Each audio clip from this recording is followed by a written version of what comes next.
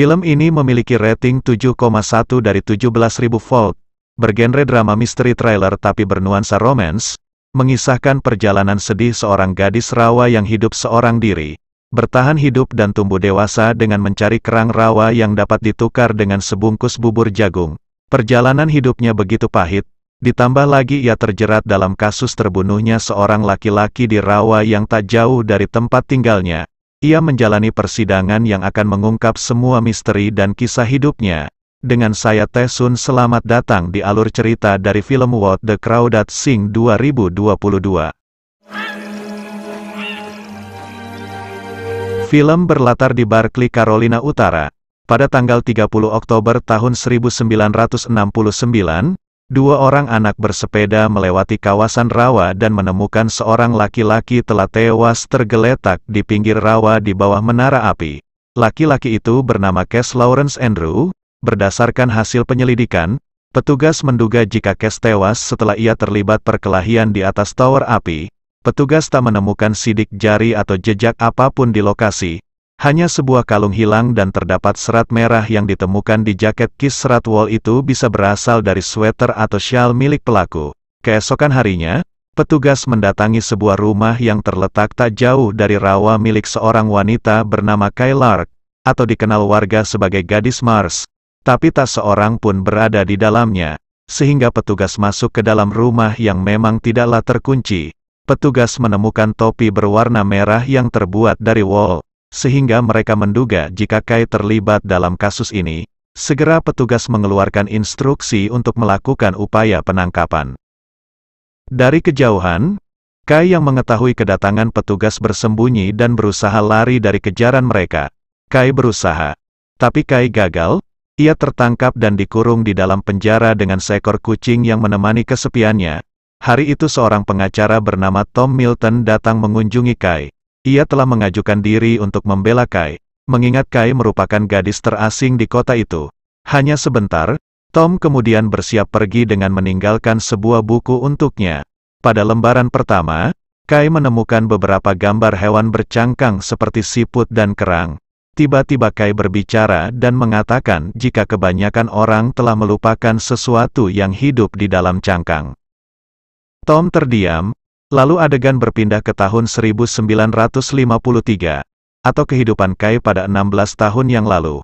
Kay memiliki keluarga, mereka hidup di rumah pinggir rawa itu. Hari itu Kay sedang bermain di rawa bersama Ted. Ketika ayahnya datang dengan amarah, karena mereka bermain di atas perahunya, ayahnya kasar. Lelaki itu memukuli Kay juga ibunya. Ted mencoba membela mereka tapi Kay tak mengizinkan Ted menyakiti ayahnya. Pertengkaran itu berlanjut hingga malam hari. Dari dalam kamar, Kay mendengar rintihan ibunya yang dipukuli oleh sang ayah. Paginya Kay melihat ibunya pergi meninggalkan rumah dengan membawa sekoper pakaian. Sejak hari itu satu persatu saudaranya pun pergi meninggalkannya berdua bersama sang ayah di rumah itu. Kesehariannya Kay hanya terus menghindar dari ayahnya, hingga ia merasakan sesuatu dari Ted yang membuatnya berani. Kay membuatkan segelas kopi dan memberanikan diri mengatakan pada ayahnya bahwa ia sedang kelaparan. Segera ayahnya membawa Kay ke toko membeli bahan makanan. Mereka dilayani oleh Jumping dan istrinya Mabel. Mabel sangatlah baik. Ia prihatin melihat kondisi Kay dan membujuknya agar mau bersekolah. Melihat keramaian dan memiliki teman, cukup dengan mengambil rok peninggalan ibunya. Walau tanpa sepatu, Kay sudah bisa bersekolah. Sebelum Kay pergi, wanita itu menyelipkan satu permen untuk Kay. Keesokan harinya Kay mulai memilih rok ibunya. Dengan pakaian seadanya tanpa sepatu dan tubuh yang tak bersih, Kay pergi ke sekolahan.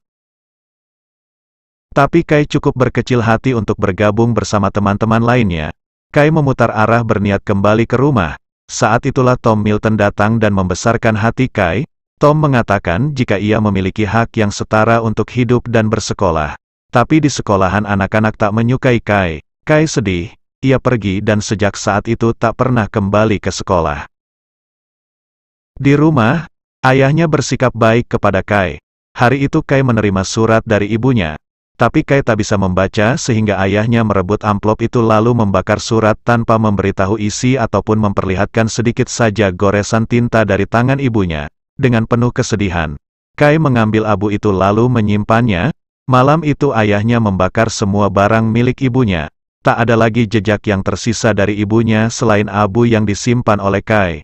Duka hidupnya benar-benar lengkap saat ayahnya pun pergi meninggalkan Kai seorang diri. Anak sekecil itu dipaksa berpikir untuk bertahan menghidupi dirinya sendiri. And then one day. Hari ini adalah beras terakhir yang tersedia. Kai pergi ke rawa mencari kerang lalu menukarkannya dengan bahan makanan di toko jumping. Begitulah kehidupannya berjalan, kerang dan beras jagung selalu menjadi pertukaran yang sempurna untuknya. Dalam beberapa kali pertemuan, Mabel memberikan sepatu dan beberapa pakaian untuk Kai. Kembali ke masa sekarang, Kai menerima sekantung kiriman dari Mabel yang berisi baju-baju wanita yang kemudian digunakan Kai di dalam persidangannya.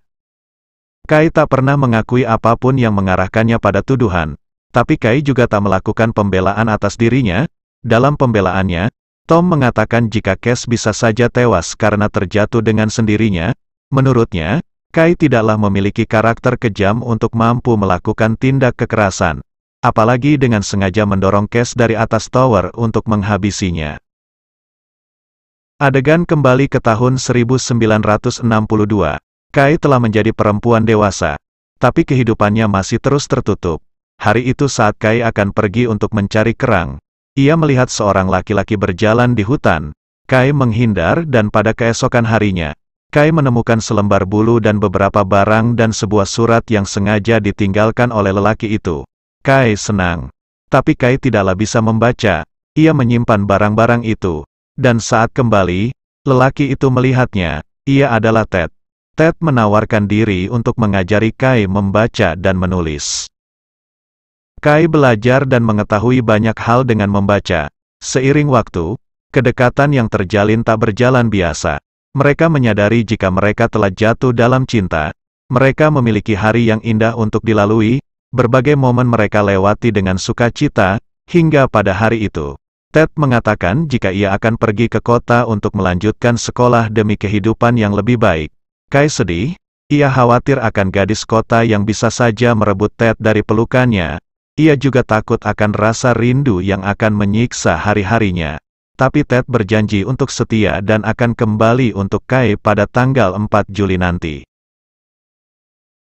Sebelum pergi, Ted memberikan catatan daftar nama dan alamat penerbit, agar Kai dapat menawarkan karya gambarnya untuk dijual demi mendapatkan uang dan Kai tak lagi mencari kerang. Pada akhirnya mereka pun berpisah. Kai melanjutkan kehidupannya seperti biasa, mencari kerang demi untuk bertahan hidup. Hari ini adalah tanggal 4 Juli di tahun 1962, hari di mana Ted berjanji akan datang untuknya. Kai memilih pakaiannya, merias sedikit wajahnya. Ia akan tampil mempesona di hadapan kekasih hatinya, menunggu di pinggir pantai menanti kapal berlabuh dengan penuh sukacita. Petang menjelang menghapus senyumnya. Ted tak kunjung berlabuh. Malam masih dilaluinya dengan harapan bersama kembang api. Tapi hingga pagi tiba, Ted tak kunjung datang. Kai kecewa, senyum itu telah sirna. Kai menggantinya dengan air mata kesedihan. Ted telah pergi seperti hidup yang selalu meninggalkannya.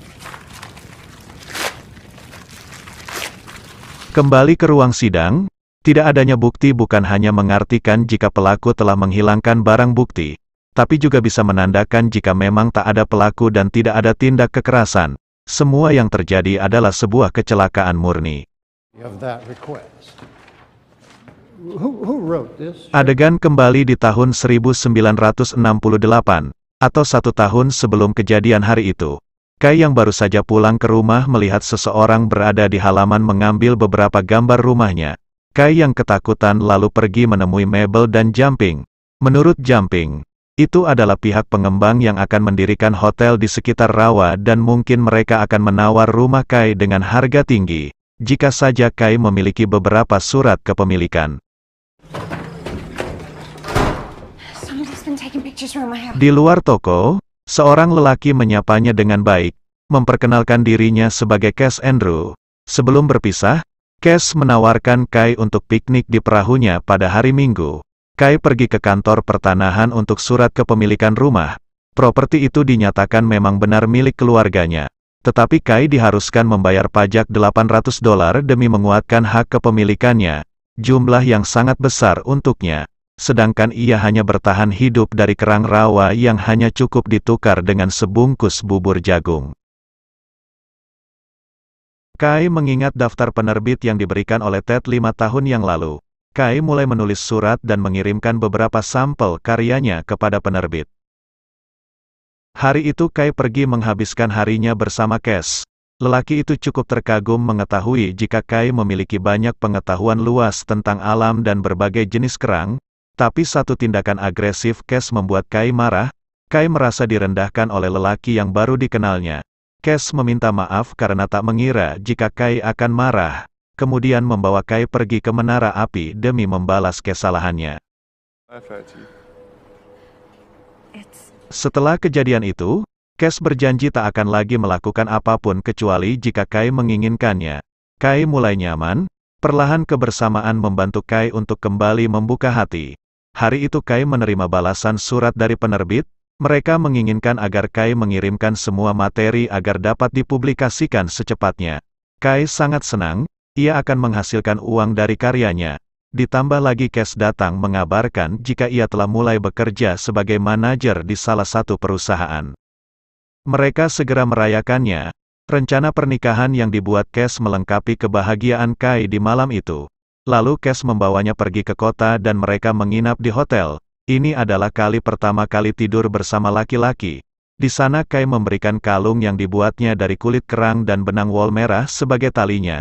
Kembali ke persidangan. Ibu Cash bersaksi jika malam itu Cash mengatakan kalau ia telah putus dengan Kai. Sehingga mungkin itulah alasan Kai menghabisi Cash dan mengambil kembali kalungnya. Tapi tentu saja dugaan itu hanyalah spekulasi tanpa dasar. Dalam pembelaannya, Tom mengatakan jika polisi telah menggeledah dan tidak menemukan kalung itu di rumah Kai. Kembali ke tahun 1969, beberapa bulan sebelum kejadian, Kai sedang bersenang-senang di rawa bermain perahu bersama Cash. Tanpa diduga hari itu Ted pulang dan melihat kedekatan di antara mereka. Keesokan harinya, Ted berjumpa Cash di toko jumping. Di sana terlihat Ted menggunakan topi wol berwarna merah yang ditemukan oleh polisi, dan mendengar Cash membicarakan tentang urusan tempat tidurnya bersama Kai kepada seseorang, dan Ted sangat marah. Ia meminta agar Cash berhenti membicarakan Kai. Cerita itu seperti hanya merendahkan Kai. Mereka terlibat sedikit pertengkaran hingga jumping datang memisahkan keduanya. Malamnya Kai merias diri menanti kedatangan Cash. Tapi di halaman, Kai mendapati Ted datang kepadanya. Kai melempari Ted, mengusirnya agar segera pergi. Ted meminta maaf atas kesalahannya. Sekarang ia telah kembali. Ia telah bekerja di kota dan akan menetap di sini selamanya. Kai tak bisa memutuskan. Tapi ia tahu jika Ted masih ada di hatinya, dan laki-laki itu adalah yang terbaik untuknya. Inilah juga yang menjadi alasan Kai tidak menyeret nama Ted ke pengadilan. Hari itu Kai keluar dari toko, dan tanpa disengaja berjumpa dengan Cash. Kai menceritakan jika ia telah mendapatkan kabar dari penerbit, meminta agar mereka segera merayakannya. Tapi dari belakang seorang gadis muda bersama ibu Cash datang kepadanya. Gadis itu memperkenalkan dirinya sebagai tunangan Cash. Kai terdiam, ia pulang dengan amarah dan kesedihan. Tapi Kai tahu, begitulah kehidupannya, semua pada akhirnya akan pergi meninggalkannya. Suatu hari, Kai mendapatkan kiriman buku karyanya yang telah diterbitkan oleh penerbit. Penerbit mengundang Kai untuk bertemu di Greenfield. Kai senang. Ia telah memiliki uang untuk membayar pajak dan memastikan kepemilikan rumahnya. Dengan uangnya, Kai bisa membeli beberapa perabotan juga memperbaiki rumahnya. Hari itu Jody saudara laki-lakinya datang untuk menjenguk Kai, semakin melengkapi kebahagiaannya. Di hutan, Kai yang sedang mengamati hewan dikejutkan oleh kedatangan Cash. Kai hanya ingin pergi dan meminta agar Cash tak lagi mengganggunya. Tanpa diduga Cash bersikap kasar. Ia memukul Kai secara paksa, berniat melecehkannya. Tapi Kai melawan. Kai memukulnya dengan batu, Dan keributan itu disaksikan oleh nelayan yang bersaksi di persidangan. Ia menyatakan jika benar Kai yang terlibat pertengkaran dengan Cash di pantai itu. Setelah kejadian itu, Kai mulai merasa tak aman berada di rumah. Ia pergi dan menginap di rawa dengan perahunya. Keesokan paginya, Kai melihat Cash terus saja mencarinya. Ketika kembali ke rumah, Kai mendapati keadaan rumahnya telah berantakan. Malamnya, Kai bersembunyi ketika melihat sebuah perahu mendekat ke rumahnya. Ternyata itu adalah Ted. Ted melihat luka di wajah Kai. Ted segera mengetahui jika Cash melakukan sesuatu yang buruk terhadap Kai. Ted meminta agar Kai segera pergi ke Greenfield untuk bertemu penerbitnya, sekaligus menghindari Cash. Malam itu Ted memberikan topi wol merah itu kepadanya. Sesaat adegan memperlihatkan situasi di ruang sidang. Saat itu Kai dikejutkan oleh kedatangan Ted bersama Jumping dan Mabel di ruang persidangan. Kembali ke masa itu, Kai meminta bantuan Jumping memesan tiket bus untuk keberangkatannya ke Greenfield. Saat itu, Jumping juga melihat bekas luka di wajah Kai.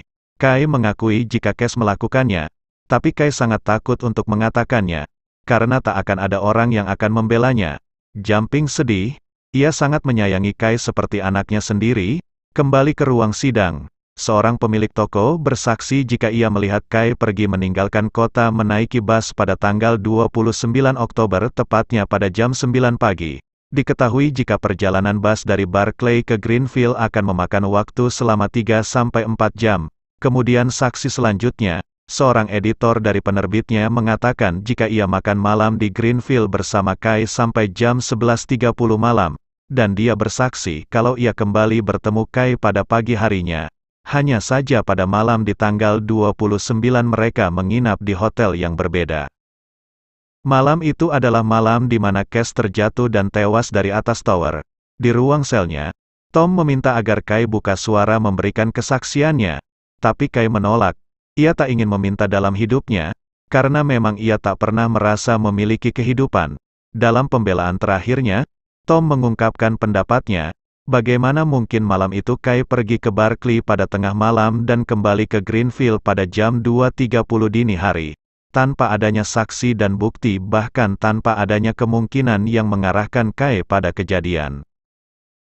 Bagaimana mungkin semua mata tertuju pada seorang gadis terlantar yang bertahan hidup dengan mencari kerang yang hidupnya selalu dikucilkan tanpa alasan. Mereka begitu kejam. Mereka sungguh tak punya hati. Kata itu menjadi penutup perjuangan Tom dalam pembelaannya. Selesai istirahat, mereka bersiap menerima putusan hakim. Kai berdiri mendengar putusan hakim yang menyatakan jika ia tidak bersalah. Kai dibebaskan dari semua tuduhan, dan Cash dinyatakan tewas karena kecelakaan. Kai disambut oleh orang-orang tersayang, lalu diantarkan oleh saudaranya kembali ke rumah.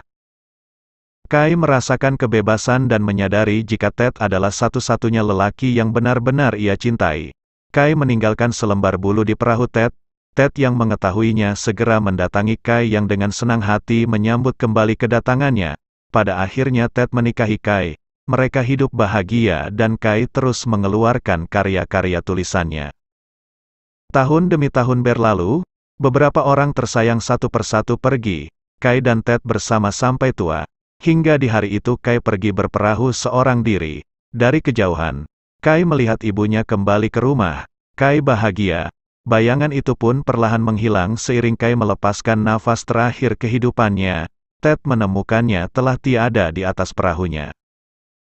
Di akhir film, memperlihatkan Ted sedang membuka lembar demi lembar buku lama Kai. Di lembar terakhir, Ted melihat gambar seorang laki-laki berkalung kerang itu adalah gambar Cash. Lalu di baliknya Ted mendapati kalung kerang bertali merah itu tersimpan di baliknya. Adegan ini cukup memberitahu kita jika memang benar Kai adalah pelaku yang menghabisi Cash. Di malam itu, Ted membuang bukti terakhir itu ke laut. Menjadi penutup kisah kehidupan sang gadis rawa. Sekian dari saya. Terima kasih dan sampai jumpa di alur cerita film selanjutnya.